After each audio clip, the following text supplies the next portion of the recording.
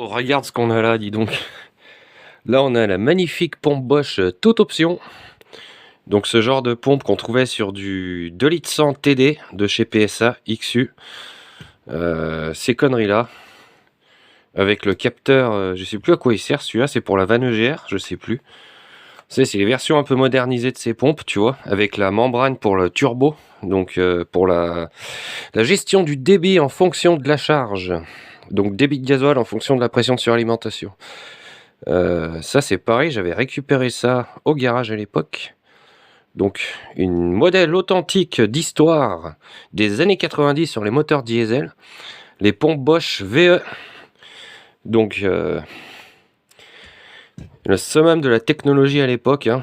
Donc c'est des moteurs qui marchaient super bien, ça. Entièrement mécanique, hein, toujours. Donc on a quelques fils, mais c'est pour gérer les bricoles. Franchement, j'ai kiffé cette époque de la mécanique. Je sais pas toi si t'es mécano aussi, ou si t'as passé des années de faire de la mécanique, mais putain, cette époque, franchement, je la regrette. Maintenant, on est tous sur du common rail avec des machins hyper fragiles, blindés de capteurs.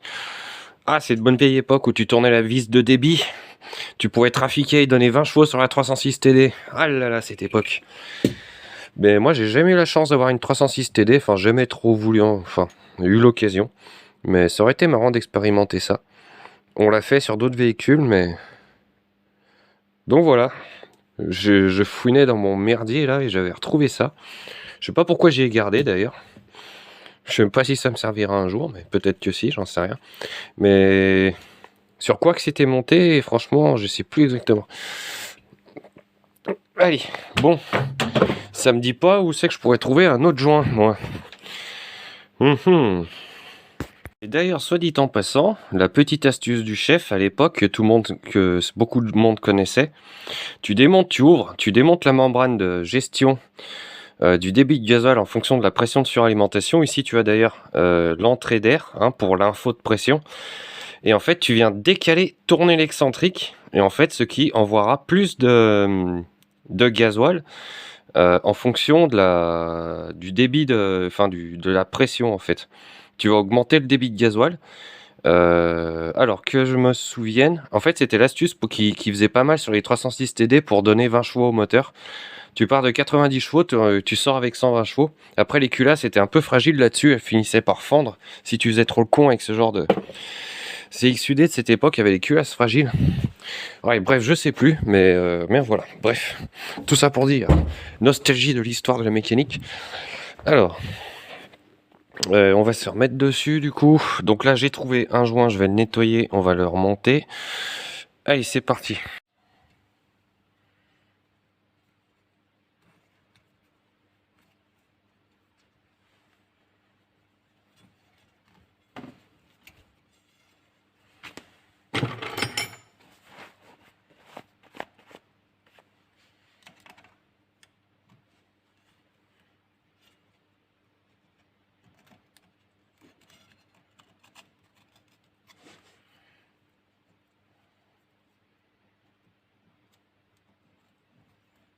Oh putain.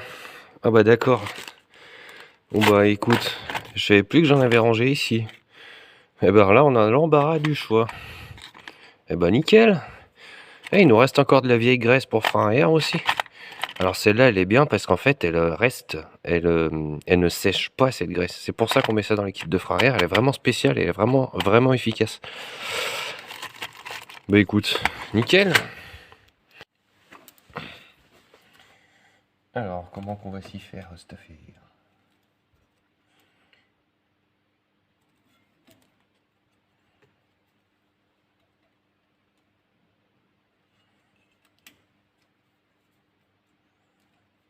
Allez, le petit riselant.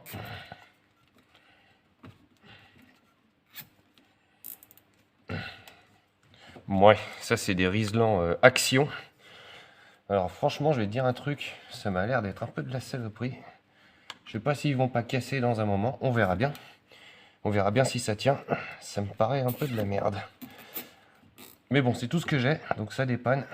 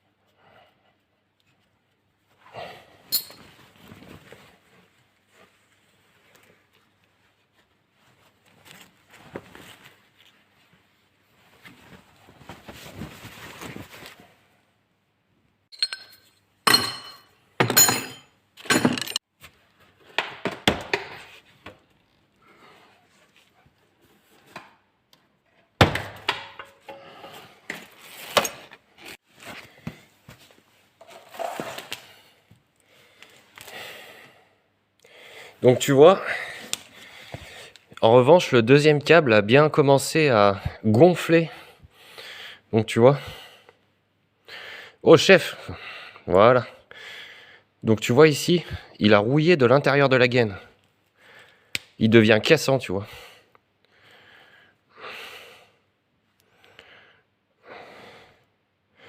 Donc là, c'est bien. Putain. Oh l'IA là. C'est bien beau de faire de l'IA les gars là. Faites des trucs qui fonctionnent. Donc tu vois là, c'est tout rouillé dedans. Donc lui est bel et bien fichu. Donc lui, ce sera pas du 20. Ce sera pas 20 de le changer. Donc on check quand même les longueurs si c'est bon.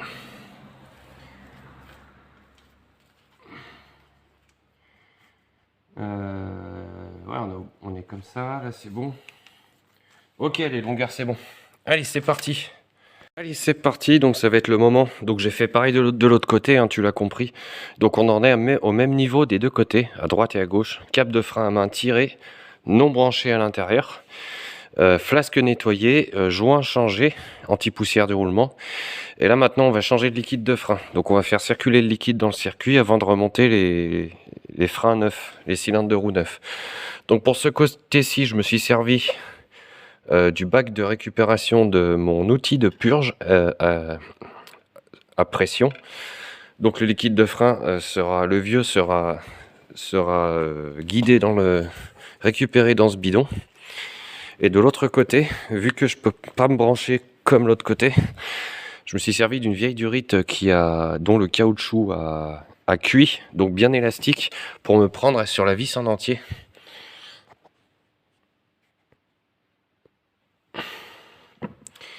De cette façon, on fera cracher dans la bassine le liquide de frein. Donc c'est parti. Donc là maintenant le but, on va aller choper le bocal. Donc le bocal, on va enlever donc la vis, enfin le bouchon je veux dire. Donc tu vois, il est pas encore trop daubé mon liquide de frein, ça va encore, il y a pire. Allez, je vais me servir d'une seringue de pharmacie avec un morceau de tuyau. Donc ça, c'est les filtres à gasoil, hein, pour les purges que tu récupères sur les voitures. Un bout de tuyau, n'importe. Donc on va chercher à aspirer le bocal de liquide de frein, donc le vieux liquide.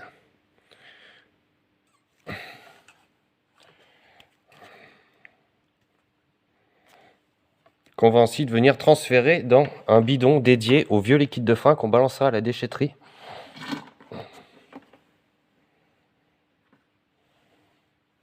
On aspire jusqu'au fond du bocal.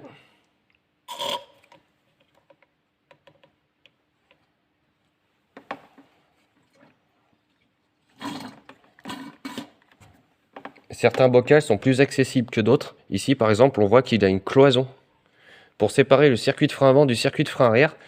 Au cas où les freins arrière fuient, l'un déjaugera, tandis que l'autre non. Donc tu vois, celui-là est une moins belle couleur d'ailleurs.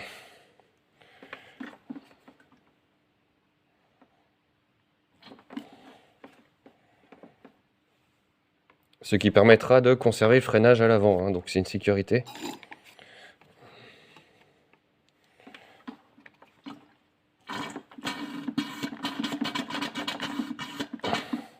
Voilà, donc on aspire en gros, on n'insiste pas. Normalement, le circuit ne prend pas l'air de cette façon-là. D'ailleurs, il en reste encore un peu au fond. Le but, c'est de ne pas faire rentrer l'air, hein, parce que sinon, c'est galère à purger, parce que si l'air vient jusqu'au mètre cylindre ici, il a tendance à rester prisonnier, et on va être obligé de purger au vis du mètre cylindre, et on va en mettre de partout, etc. C'est un désagrément. Donc, il faut toujours que le niveau mini du liquide de frein soit au-dessus des trous, hein, du fond du réservoir. C'est mieux. Donc maintenant, on va les remplir. Allez, c'est parti. Donc là, je suis un peu coincé avec le frein avant parce que la vis de purge est cassée. Donc, pour faire au mieux, je vais me contenter de pousser le piston en position de butée maximale de façon à faire revenir le maximum de liquide de frein dans le bocal.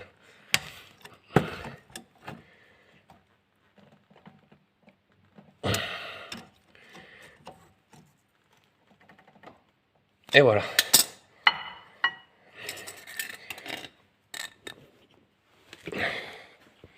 Voilà.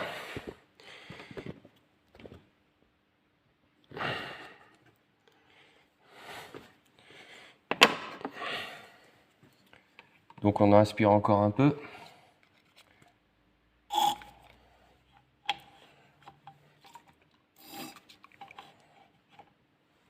Et voilà.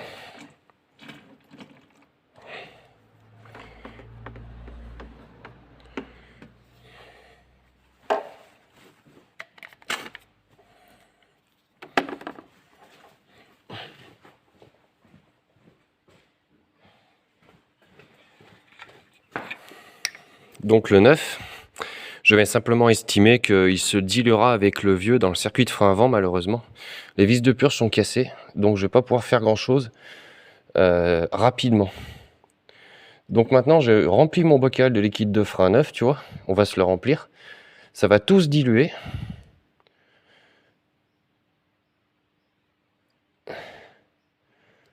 Attention à ne pas se faire avoir avec les quantités parce que ça a tendance à vite passer. Hein. Voilà.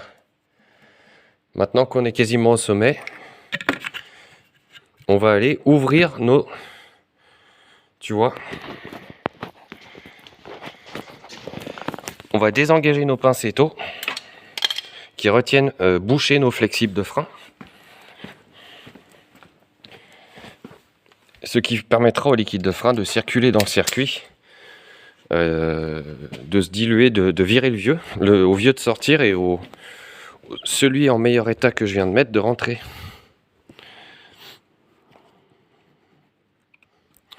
Voilà, donc là on n'a plus qu'à laisser couler et on peut, si ça coule pas, mettre quelques petits coups de pédale et là ça va couler. Ça permet de gagner en rapidité.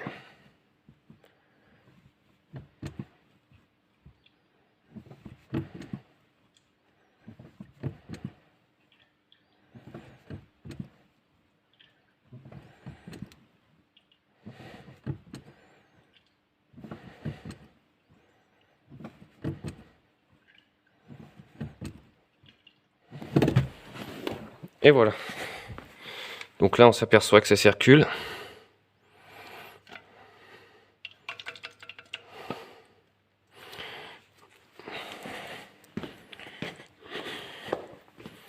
Et ici on en a aussi qui sort.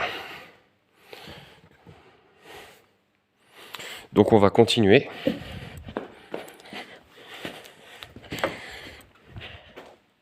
On surveille bien notre niveau.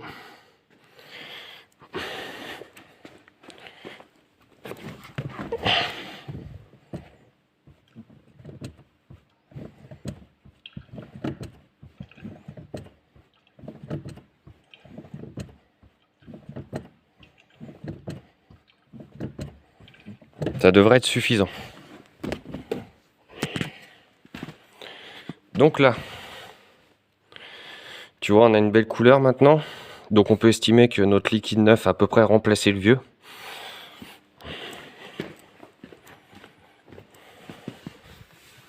Inutile de faire quelque chose au poil. Hein. Donc pour l'instant on dégrossit.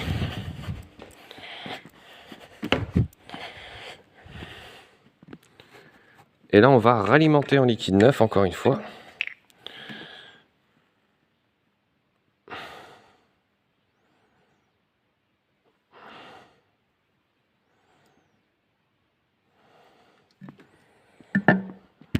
Voilà, de cette façon on peut estimer qu'on a à peu près rincé le maître cylindre aussi au passage.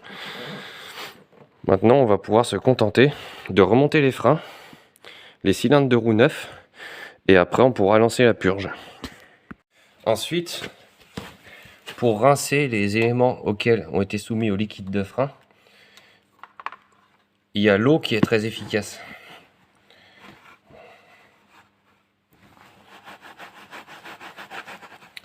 Donc l'eau enlève bien le liquide de frein, mieux que le nettoyant frein. Donc attention, c'est agressif pour tout ce qui est caoutchouc, le liquide de frein. Donc rincer périodiquement ce qu'on utilise comme les seringues, soumis au liquide de frein, ça les conservera un peu plus longtemps. Et voilà, donc ici notre vieux cylindre de roue, tu vois, donc qui est plein de liquide de frein à l'intérieur, tu vois. Donc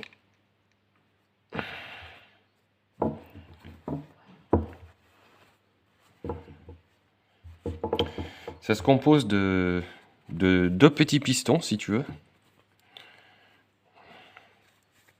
Un alésage en fonte. Donc tu vois, le liquide de frein est pas très beau à l'intérieur, hein. Il est bien noirci.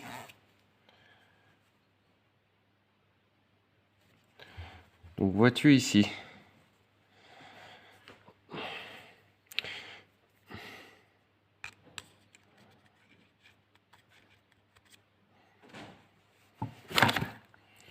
Je dirais qu'on a une incohérence. Donc tu vois, ça pourrait expliquer.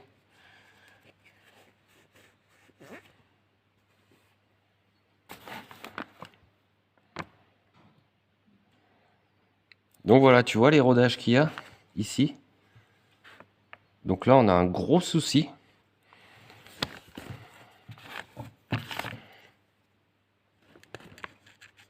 Ah, on sent que ça gratte sur le tournevis, hein.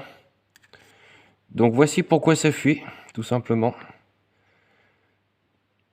Donc là, ça peut pas rester étanche avec un assemblage, un alésage dans cet état-là. Alors par contre, je me demande qu'est-ce qui a provoqué ça. On dirait que ça a creusé dedans. C'est bizarre. Alors ça peut arriver aussi que la corrosion se forme ici, là sur la partie externe qui n'est pas en contact avec le liquide de frein, de l'autre côté du joint. Et le joint, à force de passer sur cette corrosion, et ben, s'érode et provoque aussi la fuite.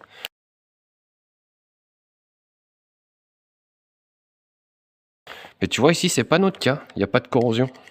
Par contre, on a un gros érodage ici, alors je me demande, c'est pas ce que je vois le plus souvent ça. Je me demande qu'est-ce qui a fait ça.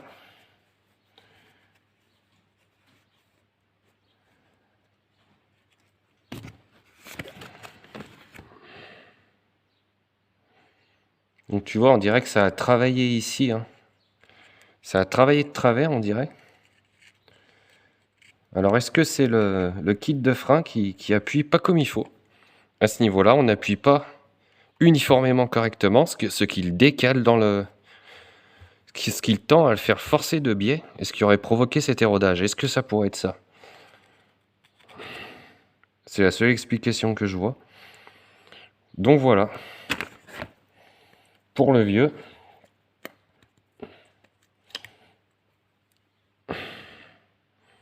Donc ça c'est côté droit, hein, le côté que tu as vu en premier.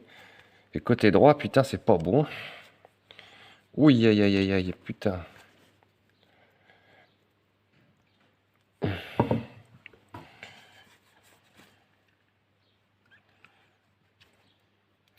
Donc celui-là est plus gros.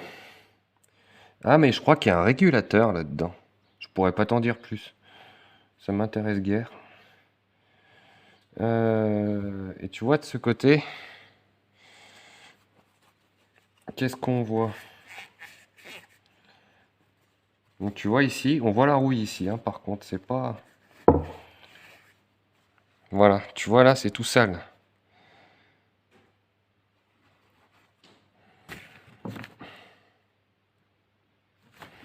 Donc là, on a du dépôt.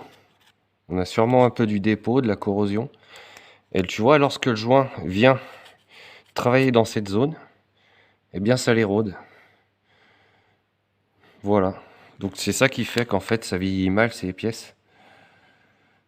Donc d'un côté on a du dépôt, on a de l'érodage, on a de la corrosion. Et de l'autre côté, on a un creusement dans l'alésage. Bon, si on peut dire ça comme ça. Donc voilà, tu vois, on a examiné le vieux cylindre de roue. Donc après il y a des kits de réparation qui se vendent avec les joints neufs, mais tu vois, avec un alésage dans cet état, c'est même pas la peine d'y réparer. Là, on pourrait se dire qu'on essaye d'y poncer à la tôle émeri fine, tu vois. Mais ici, on pourra jamais rattraper la saloperie ici, hein. À moins que ce soit du dépôt. Ah, c'est vraiment endommagé là. Il y a un trou. Ça a creusé dedans, dis donc. Tu y crois toi? Là, c'est foutu. Donc, kit de réparation, on oublie. Maintenant, le neuf. Donc, le neuf. Le neuf. Donc, le neuf. Donc, c'est toujours monté à l'huile, hein, justement. Quand ça arrive, les pièces neuves, si j'arrive à te le sortir. Ah, ça, c'est ballot. C'est pas ce que je voulais faire. Et c'est parti.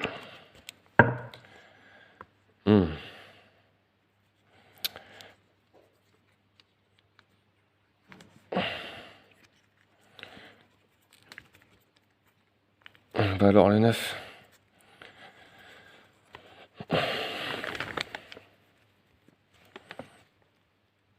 Il est coincé le neuf ou quoi là?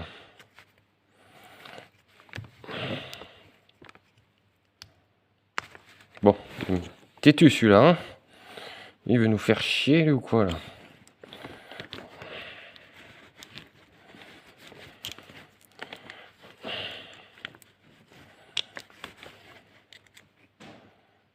Là.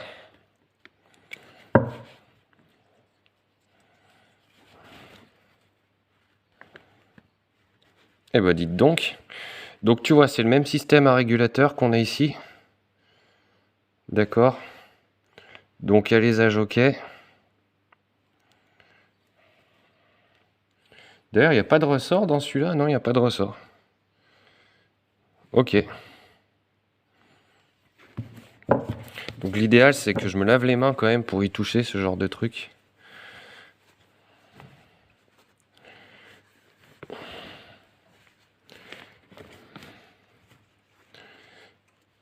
Donc je lui remets son joint, en espérant que le chiffon ne soit pas trop pelucheux. Et nous, on va y checker un petit peu. Donc, voici ce qu'on va faire. Donc là, il existe de la graisse pour mètre cylindre, en fait, que tu montes et qui est faite pour supporter le liquide de frein et ne pas détruire les joints internes. Donc nous, on va la mettre ici. Par contre, je trouve ça que sur Amazon et ça vient d'Allemagne. Donc nous, on va y monter comme il fait la graisse, tu vois. Et surtout, donc la partie qui ne sera pas en contact avec le liquide de frein, mais avec l'humidité de l'air ambiant, dans les freins, va être remplie de cette fameuse graisse pour protéger l'alésage de la corrosion.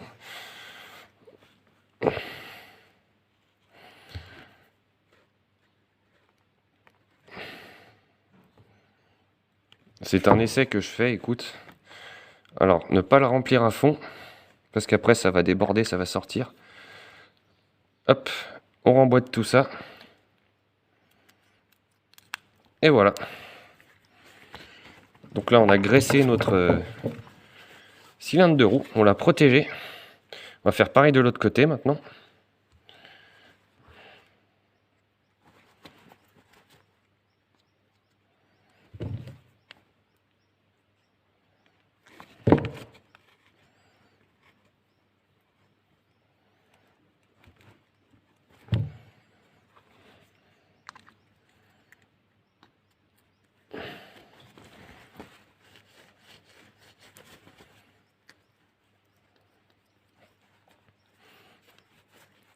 Et voilà, il ne restera plus qu'à voir si cette idée est une bonne idée sur le long terme ou une mauvaise idée.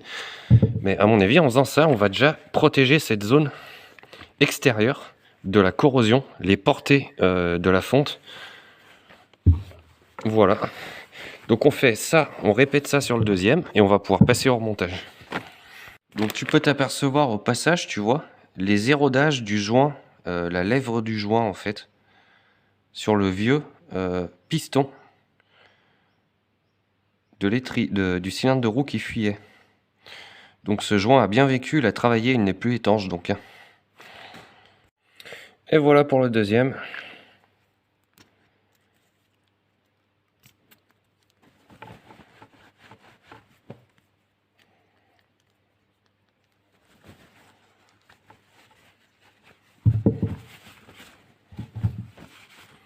Donc voilà la fameuse patte, donc introuvable, en France apparemment. Donc tu vois, c'est même pas marqué en français dessus d'ailleurs. Si tu veux choper la ref. C'est de la graisse de montage, ils appellent ça. Allez.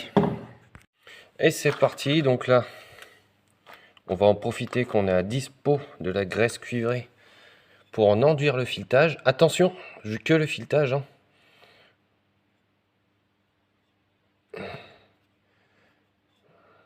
Sinon, la graisse normale fait très bien l'affaire. J'ai toujours fait comme ça, hein, dans le passé. Donc pas en mettre surtout pas dans le circuit, hein, parce qu'il y a des particules de cuivre dedans. Ce serait dommage que ça aille se frotter aux joints des cylindres de roue. Donc là, on lui renlève sa vitre de purge, puisqu'on a vu qu'on avait besoin de la place pour serrer. Et on peut remonter. Alors, est-ce que c'est le bon par contre? Pas sûr. Non.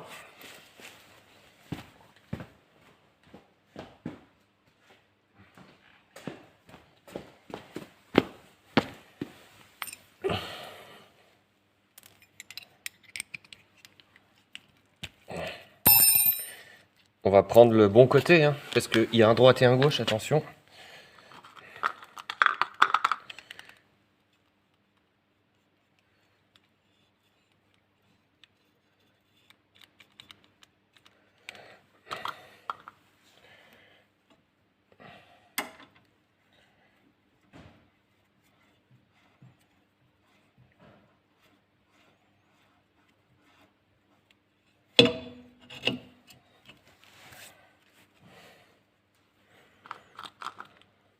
Donc pareil pour les petites vis, un petit peu de graisse cuivrée. Hop.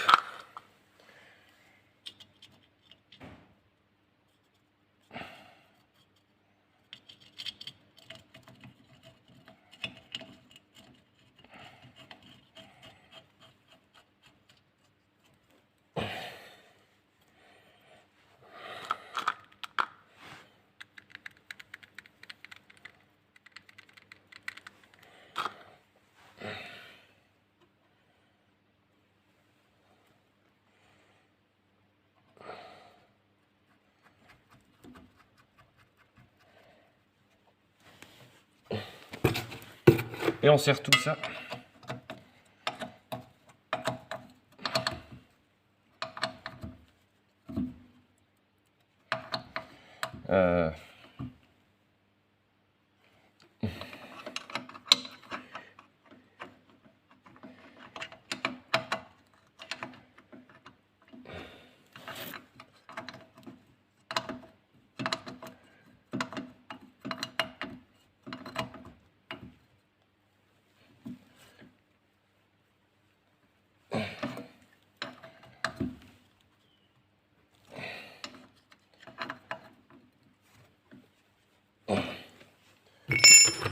Et enfin, la vis du tuyau de frein.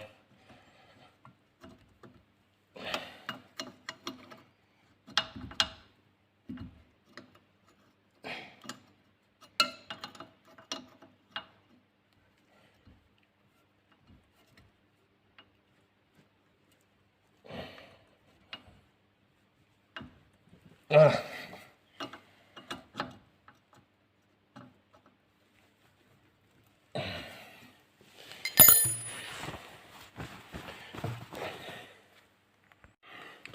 Allez, poursuite droite, ça va être un peu particulier puisqu'on a vu que la bride de serrage est coincée sur le tuyau de frein. Donc on va le mettre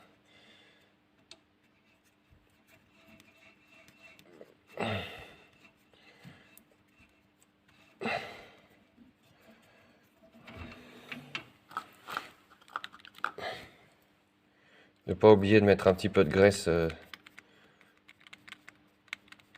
autour, comme ça évitera que ça vienne se souder par la rouille dans l'alésage. Hop.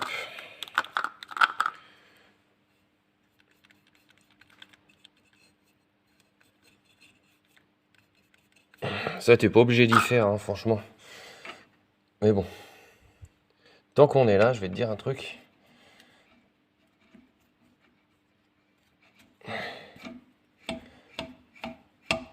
Et voilà. Donc là, on a un problème. On n'est pas dans le bon sens. Et on est embuté. Et en plus, on est... Ah, il n'y a pas grand-chose, mais... Donc là, on est un peu emmerdé. Donc on va le serrer. Et on va devoir, bah, malheureusement, forcer dessus.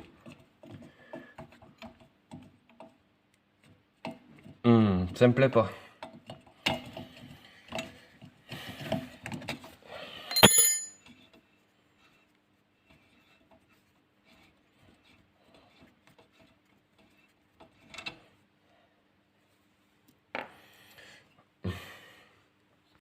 Donc il semblerait ici qu'on arrive à se le décoincer tout doucement, tu vois. Et bah écoute, on va rester dans cette direction. Ça m'arrange. Ça se trouve, il est pas... Ça se trouve, je me suis piné, hein, j'ai raconté des conneries. Parce qu'on voit qu'il est tordu ici. Alors ça se trouve, c'est juste la contrainte. Il faudrait essayer de le tordre dans l'autre sens. Mais bon, on sait jamais trop ce qui se passe dans ces trucs. Il suffit que tu aies mal estimé et que tu peux tout y péter. Donc, vaut mieux pas trop en faire au minimum. Il semblerait bien que ça y va. Voilà, ça force.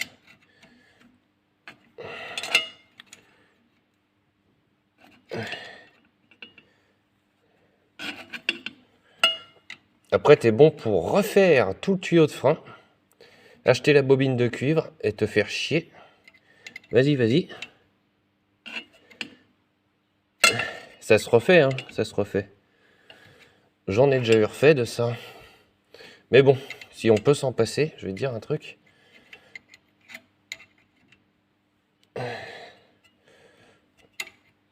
Bon, est-ce qu'on va y arriver?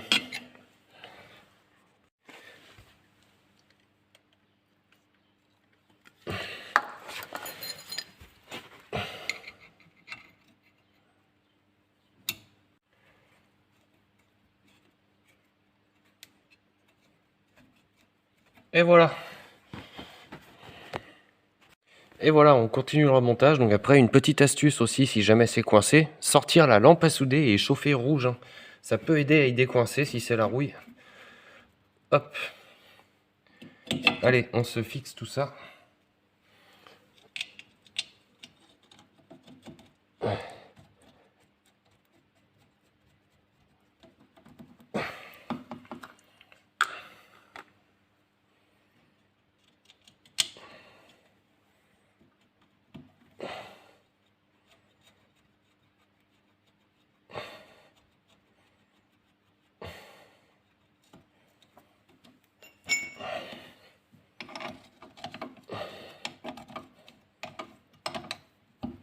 Bon, il y a plusieurs écoles, hein, en ce qui concerne la purge.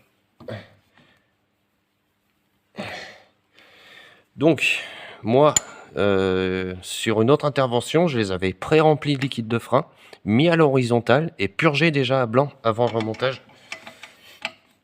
Je ne vais pas le faire ici. Ici, on va faire la méthode standard. Donc, on va sûrement être embêté avec de l'air qui reste prisonnier en haut ici. Mais bon, écoute, on espère qu'on va y arriver. L'avantage, c'est qu'on n'en met pas de partout du liquide de frein en faisant comme ça. Tu vois, on a pu remonter les filetages à la graisse, chose que tu peux pas trop faire.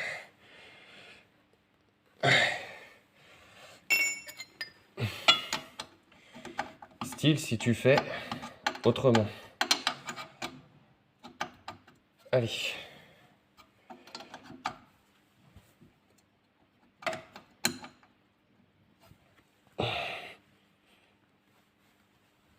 Et voilà, ça c'est bon. Donc on a remonté les deux côtés au niveau des cylindres de roue.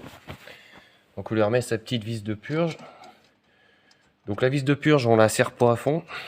On laisse nos pincettes sur les tuyaux de frein pour bloquer le liquide de frein, enfin sur les flexibles. Et on va passer au montage du kit.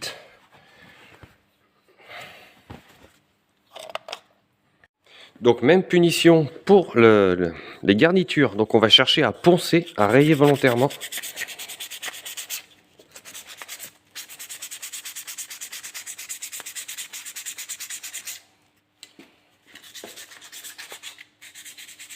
Allez, c'est parti. Bon, on y va.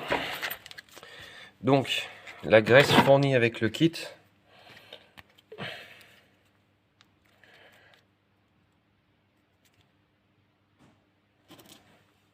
Qu'on étale sur les portées d'appui.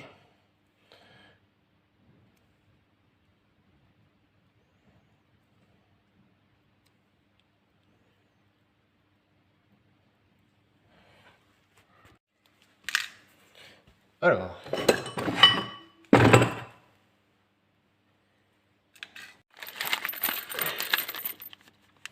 donc on va choper des petits pions. Le premier et le deuxième, mon cher Jean-Pierre. Hop, voilà. Ouais, bon, on va pas faire trop de zèle. Ensuite, le kit. Hop. Lubrifiant chaîne et câble. Donc on va un petit peu... Donc ça c'est une idée à moi. Écoute, je vais tester, j'ai jamais fait avant. Donc logiquement, ça va aider à graisser ces petites articulations dans le temps.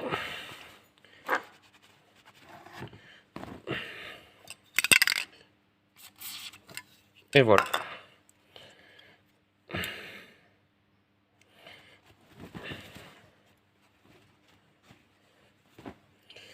Allez. Donc on évite de toucher avec les doigts les garnitures toutes propres. Donc ça tombe bien qu'on n'ait pas raccroché les câbles de frein à main, tu vois, ça nous facilitera la repose. Hop. Bon, par contre, il faudra vérifier qu'ils ne soient pas désengagés, hein. Entre-temps. Donc là.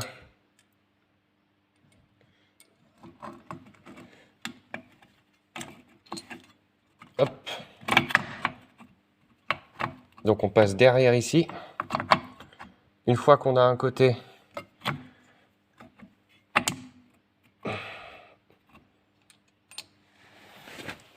donc c'est là que c'est un peu compliqué, un peu délicat. Donc on vient mettre le ressort pendant qu'avec l'autre main on le tient plaqué.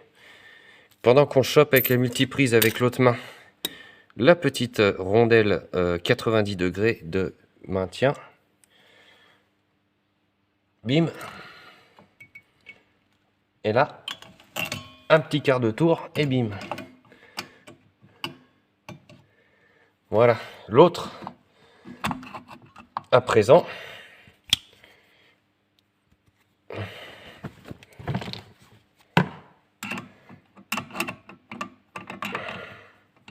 qu'on vient prendre comme ça et faire passer derrière. Voilà. Attends. Putain, ça me fait chier. Qu'on vient ensuite estimer à peu près la hauteur. Hop là.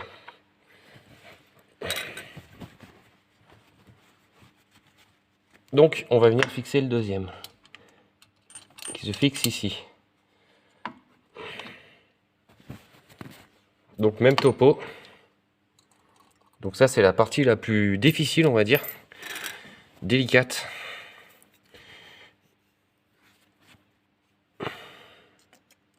Après il n'y a rien de bien compliqué, hein.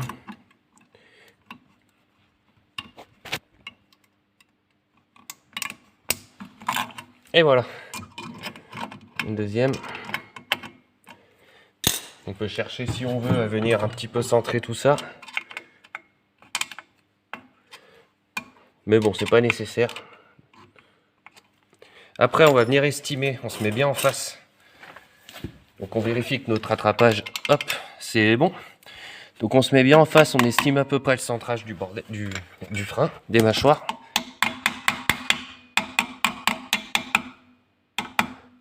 Ok, voilà. Donc là, on a fait un côté.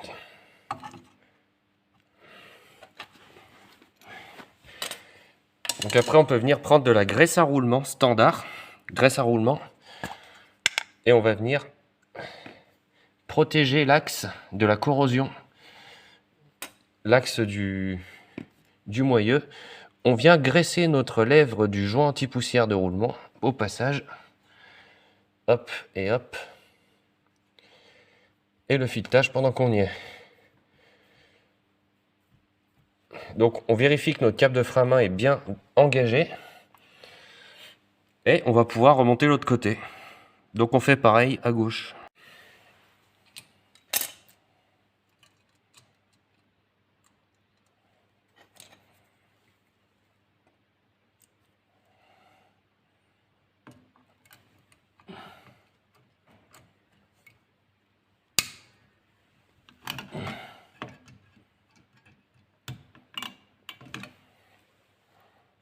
Et voilà, donc là nous sommes rendus dans le véhicule. Donc nos câbles de frein à main, on tire dessus pour s'assurer qu'ils soient bien enclenchés dans le kit. De toute façon on viendra vérifier après s'ils sont bien engagés correctement dans leur logement.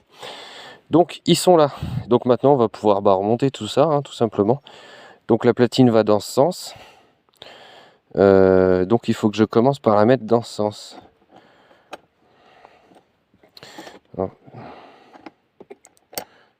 Alors, ça me paraît petit, c'est... Bon, enfin bref, écoute.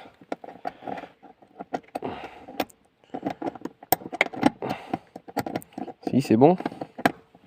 C'est bon. Hop, voilà. Donc lui. Maintenant, on va venir chercher à remettre la platine dans la tige filetée. Comme ceci. Ensuite, on va prendre notre rondelle feuillard, là, qui va en premier. Ensuite, notre grosse rondelle plate, qui va en deuxième. Et ensuite, l'écrou, qui est tombé là-bas. On vient serrer tout ça.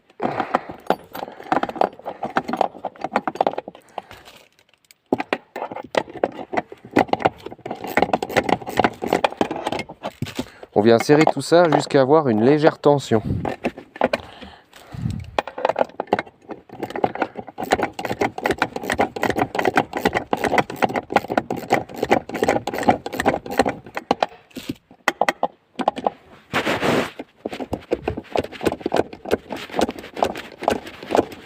On fait manœuvrer le système, on remet un petit coup de serrage. Il me manque un peu de tension.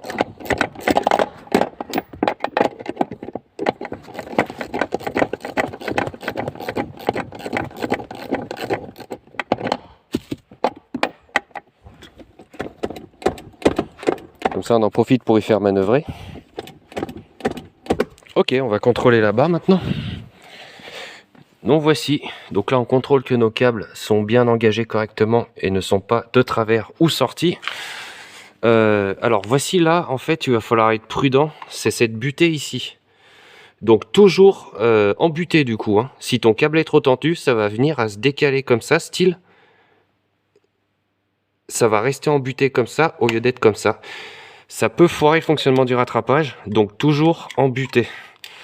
Voilà, donc là à partir de ce moment-là, on va pouvoir remonter les tambours. Allez, c'est parti. Donc le tambour neuf, enfin le vieux, je veux dire. Donc petite parenthèse, donc le ponçage ici, hein, c'est juste pour enlever la couche c'est déglacé. Hein. Inutile de rentrer en profondeur, c'est justement, c'est faut éviter.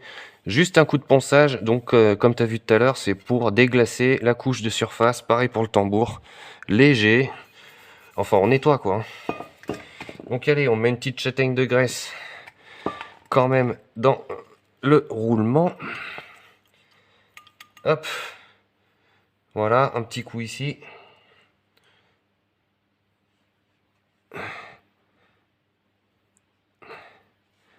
Voilà. Qu'on n'en manque pas.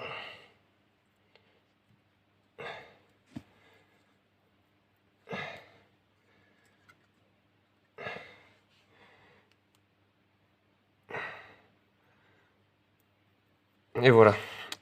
Donc là, maintenant, on met le tambour.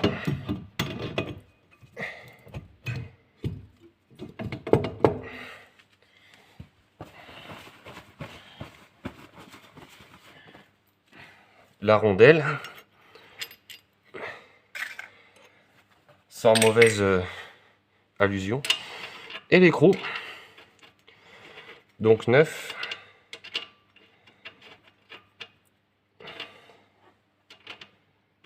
Tiens, une petite incohérence ici, le filetage est pas bon on dirait.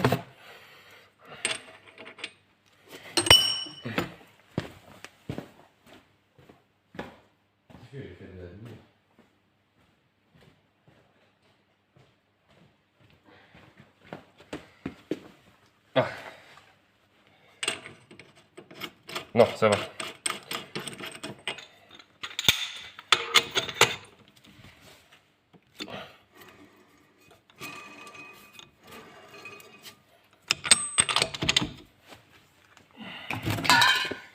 Donc là, c'est là que ça va être un peu embêtant parce que ça m'embête de forcer sur les cylindres blocs du train arrière pour serrer ça.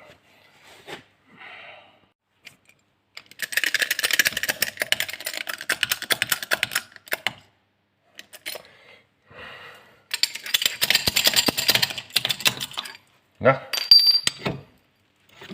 Et c'est parti. Donc le serrage c'est au feeling, hein. Sinon c'est clé dynamo.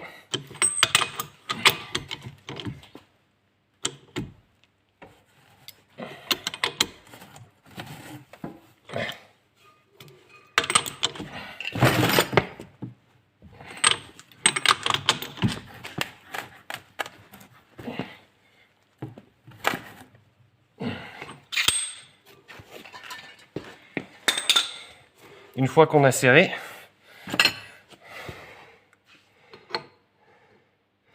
un petit coup de marteau burin dessus pour freiner cet écrou.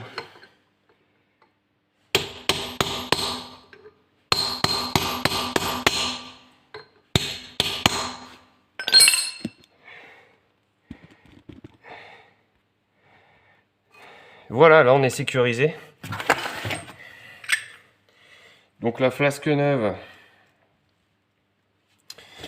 on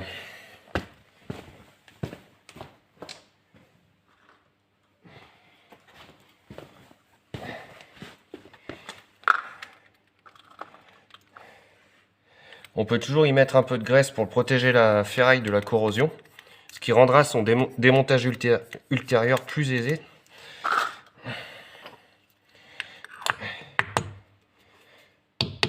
Donc, on fait le tour, tu vois, doucement, progressivement.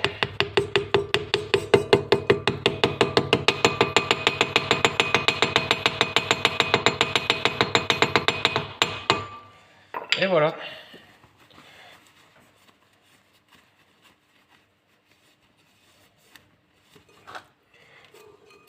Donc pareil de l'autre côté.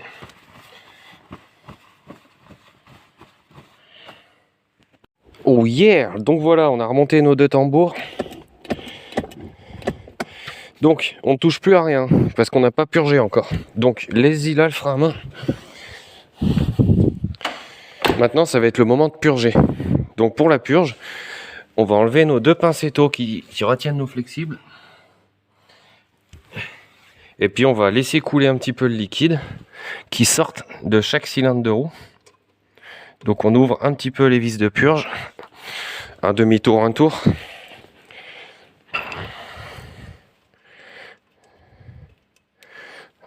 Et on y va. Donc là, ok. Là, il me faut que je me trouve un réceptacle pour là-bas.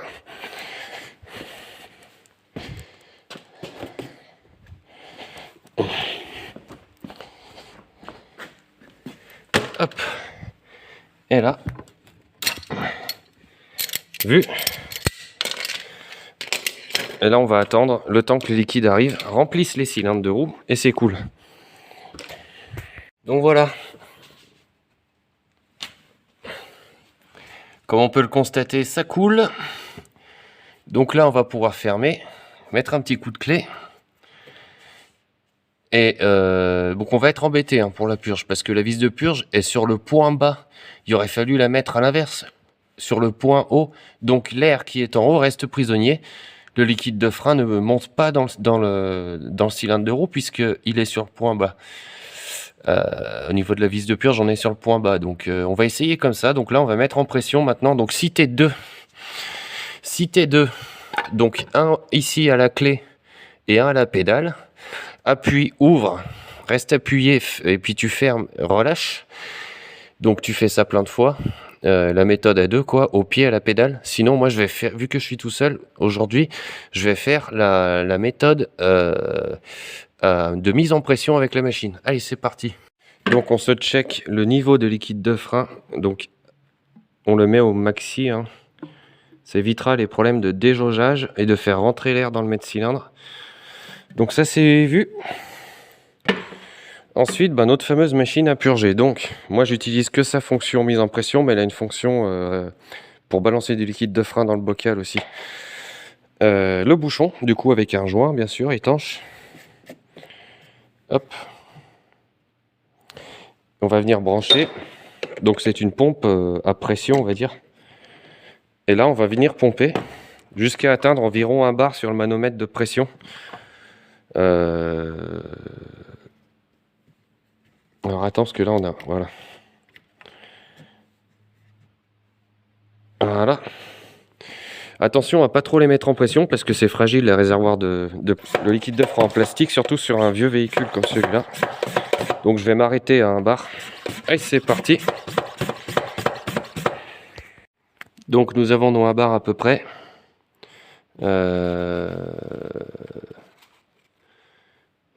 Oui, c'est bien 1 bar. Hein. Au milieu du... C'est au milieu. Ouais, je sais plus, bref. Donc, tu vois, il a commencé à se... Ouh là là. Tu vois, j'aime pas bien, là. Ça leur fait pas du bien. Merde, putain. Merde. J'aime pas trop faire ça, tu vois, parce que ça les met en contrainte. Alors, vas-y, mollo, avec la pression. Allez, on passe derrière, maintenant. Donc là, maintenant, on a mis en pression légèrement le circuit. Donc, on va pouvoir brancher notre bac de système de récupération. Et maintenant, on va venir style ouvrir notre purge.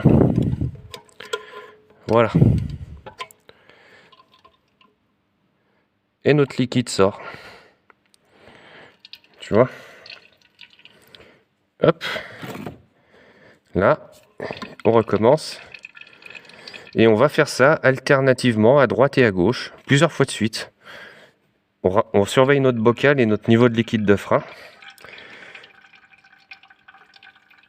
Donc plus il y a de pression dans le circuit de frein, mieux ça déloge les bulles d'air coincées. Donc c'est pour ça que la méthode à la pédale est la plus efficace pour purger les freins à tambour. Et pour ça, il faut avoir quelqu'un avec soi pour se mettre à la pédale et un sur la vis de purge.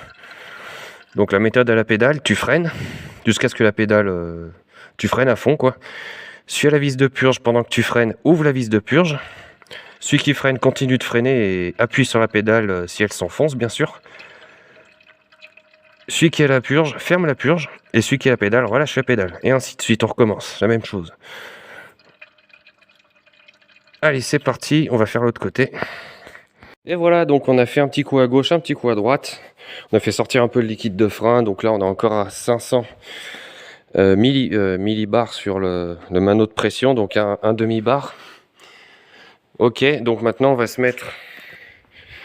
Dégaze-le, on sait jamais.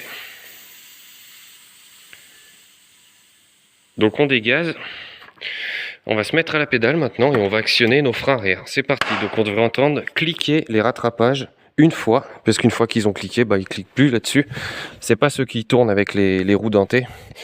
Donc, ceux avec les roues dentées cliquent jusqu'à ce que ce soit tout en contact, vu que c'est des roues tournantes, mais ceux-là, avec les crochets comme ça, ils ne cliquent qu'une fois. Donc, si tout est normal, on va devoir les entendre, les rattrapages. C'est parti, j'appuie. Voilà. Je rappuie. Voilà. Donc là, nos mâchoires de frein se sont collées au tambour, au plus près. Donc là, je teste la dureté de ma pédale, elle est encore molle. Ça veut dire qu'il reste de l'air. J'actionne mon frein à main. Le frein à main a besoin d'un petit coup de tension, mais il est presque parfait. Tu vois, on va retendre un tout petit poil. Ok, donc la course est bien. Encore un petit peu de rattrapage à faire. Voilà. Donc là, on lèche Pas tout à fait encore, parce qu'on n'entend pas les lécher. Là non plus. Mais écoute, ça a l'air bien parti tout ça. Bon, déjà, je peux m'occuper du frein à main. On va remettre un coup de tension au frein à main.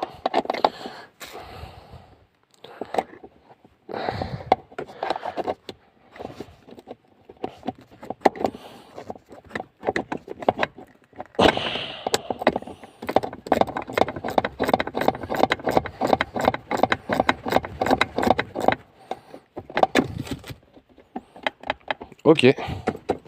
Voilà, là on n'a plus aucun jeu. Ah oui, on est pas mal là. On a une course très légère, très petite je veux dire. C'est pas vilain. Bon, on va remettre un coup de purge.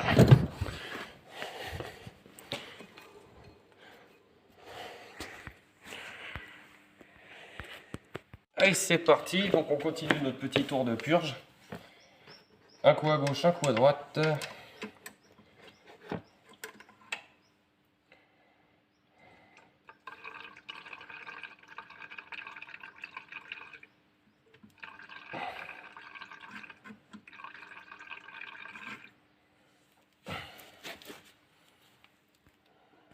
Donc tu vois, on commence à entendre les garnitures lécher le tambour, comme on dit. Ça, c'est signe que le réglage est correct. C'est signe qu'on est très près du tambour et qu'on vient le toucher par moment.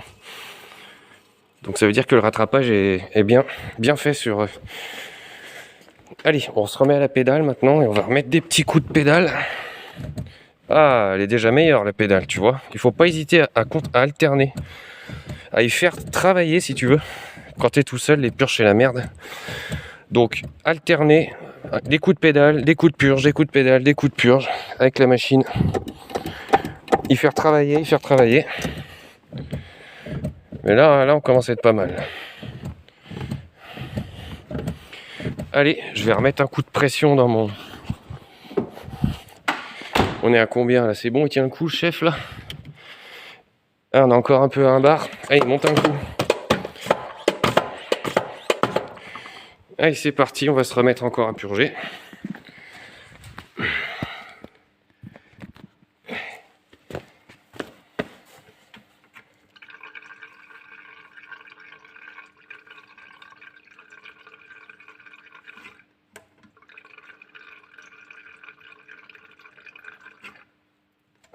Et l'autre côté. Allez, on va venir alimenter un peu en liquide de frein puisqu'on est à moins de la moitié. On en a bouffé pas mal quand même. Tu vois, comme ça c'est bien. Ça permet de rincer un peu le mètre-cylindre, le circuit, un peu tout. Faut pas avoir peur d'en balancer du liquide de frein neuf. Là. Voilà. Par contre là j'en ai bientôt plus en fait. Se méfier quand même. Allez, on va se faire une petite passe de purge. Mais là, à mon avis, on est bon. À mon avis, on est bon. Mais par sécurité, allez, c'est parti.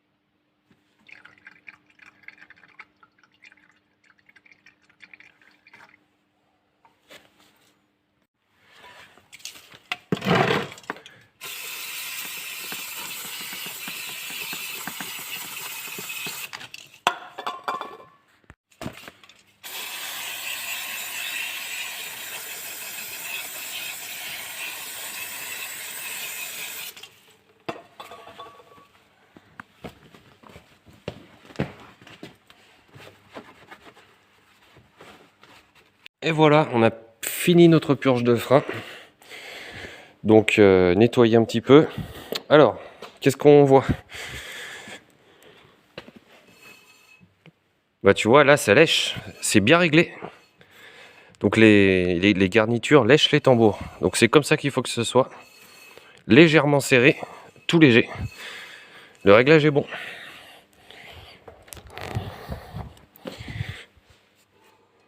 Lui en revanche, il est un petit peu plus paresseux. Je l'ai entendu lécher tout à l'heure, mais là il lèche plus. Mais il doit pas en être très loin de toute manière. Allez, on va pouvoir dépressuriser du coup. Et puis clôturer donc ce chapitre des freins à air de la 205. Et continuer sur les rotules de direction et la vidange du coup. Ranger tout ça.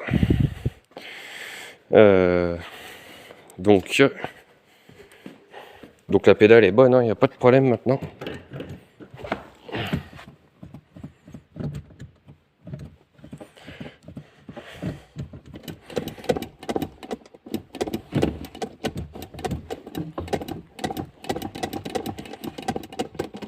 On va retendre un tout petit poil ça. Et puis c'est pareil, donc ces câbles vont se détendre dans le temps, donc il faudra sûrement ajuster la tension. Donc à partir de maintenant, une fois que les rattrapages sont partis, donc on va dire, on peut se permettre de surtendre le frein à main un petit peu. Si on veut compenser l'estimation de la détente qu'on aura estimée du coup, on pourra chercher à les tendre un peu plus fort. Si on a du bol, on va retomber pile poil une fois qu'ils seront tassés au bon réglage. Sinon, on fait juste en sorte que là ce soit tendu et on recheck dans un mois ou deux pour retendre à la tension définitive une fois qu'ils se seront tassés. Voilà, et ben écoute, allez, check le truc.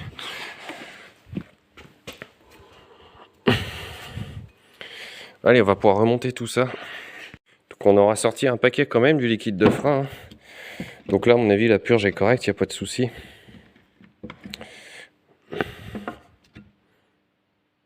Tu vois, ça a permis d'un peu de le faire circuler parce que putain, c'est pas... Il n'a pas encore une belle couleur, très belle couleur, tu vois. Donc ça tombe bien, au moins ça y rince. Et voilà la petite parade que j'ai trouvée. Pour l'empêcher de tomber sur la route, le câble, j'ai mis un riselant fixé au tuyau de frein, un petit peu plus haut. Et de cette façon, hop, voilà, il prendra un peu moins la merde. Donc on est bon pour nos câbles de frein à main. On a checké nos freins. Allez. Allez, c'est parti. Donc nous reprenons notre vidange. Oh yeah, sur la 205. Ouh bah là. Donc un petit coup de chiffon. Hop. Donc on essuie bien là où il y a le bouchon. Donc le côté strié du joint, toujours côté tête du bouchon. Et c'est parti. Allez, c'est un joint à écraser ça. Donc on visse, et on serre.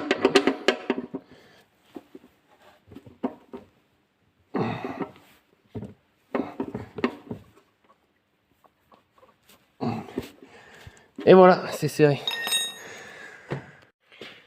Et pour le filtre à huile, donc il faut bien qu'on nettoie, bien nettoyer donc le plan d'appui du filtre, le plan de joint. Et c'est parti.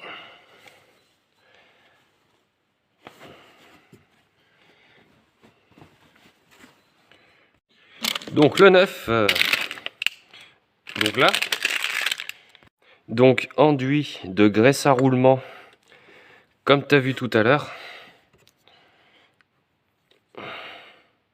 sur le joint. Donc c'est un 867B, celui-là. J'ai pris un 923 parce qu'ils avaient plus de 867, c'est les mêmes de toute façon. Allez, c'est parti. Les 923 vont sur les véhicules un peu plus récents, mais pour moi c'est les mêmes. Donc là on visse à la main jusqu'au contact. Et bim, contact. Et après, on fait à peu près un tour, grossièrement. Moi je fais un tour à peu près, tu vois. Pas trop y serrer non plus. Donc là, on est un peu plus serré que la préco d'origine, mais on n'est pas archi serré au point que l'outil dérape et ça reste collé, tu vois. Donc voilà. Donc maintenant on va se checker le remplissage.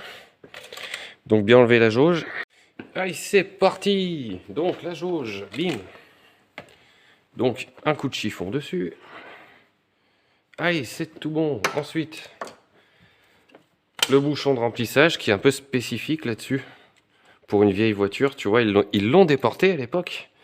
Ils commençaient déjà à déporter les remplissages d'huile.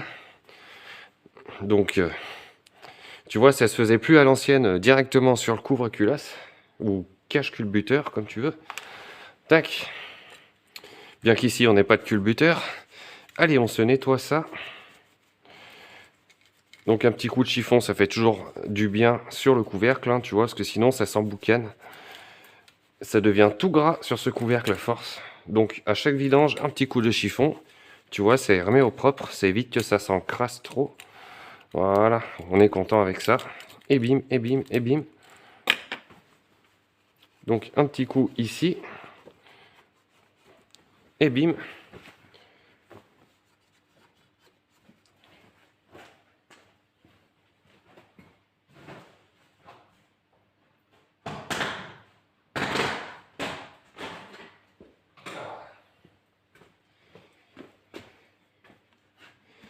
Alors, donc la Noroto 2050, hein, parce qu'il n'y a que chez eux que je la trouve facilement. Pour ce moteur, donc 2050, API A3, B3, API SLCF. Je crois que c'est les normes de l'époque, ça en plus. Et ben c'est parti. Alors attention, parce qu'elle est assez visqueuse cette huile 2050 là. Ou attention à pas en mettre partout. Et mollo sur les 205 parce que ça descend pas comme ça dans le carter, hein. Donc là on a 4 litres et demi, on va mettre 4 litres. Et c'est parti.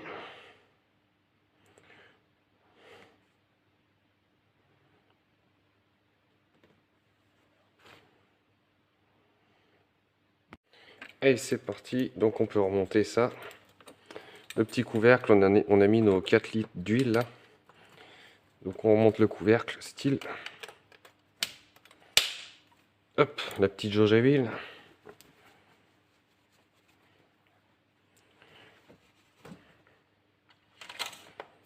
Et on va pouvoir donc lancer le moteur. Hop.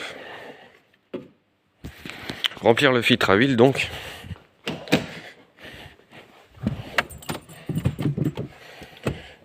Donc. Allez, le petit voyant stop.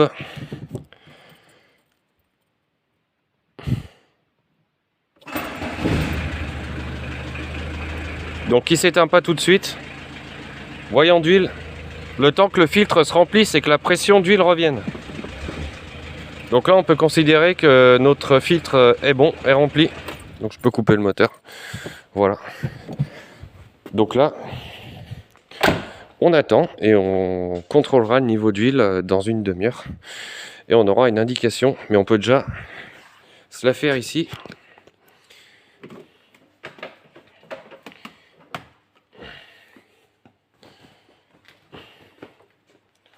Hop.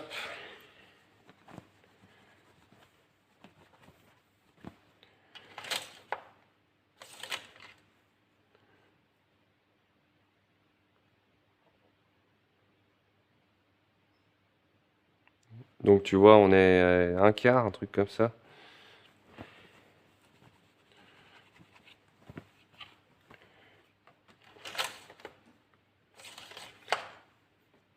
À la moitié. Allez. Donc là, je pense que j'en remettrai un peu après.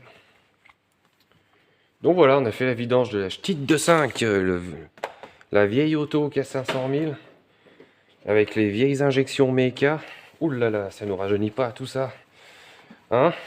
Nostalgie, nostalgie des moteurs du passé. Qu'est-ce que t'en penses toi? Hein? Avec les pompes Bosch, hein? Des bonnes vieilles Bosch VE, increvables, incassables, ça bouffe, ça tourne à l'huile, tout ce que tu veux, rien à foutre. Ça tourne au PTX 18 si tu veux, rien à foutre. Ça tourne au gasoil pourri, tout ce que tu veux. avec ces bons vieux injecteurs mécaniques 145 bars, s'il te plaît. Donc 130, je crois, d'origine, préco d'origine. Ceux-là ont été passés à 145, je crois, à l'époque.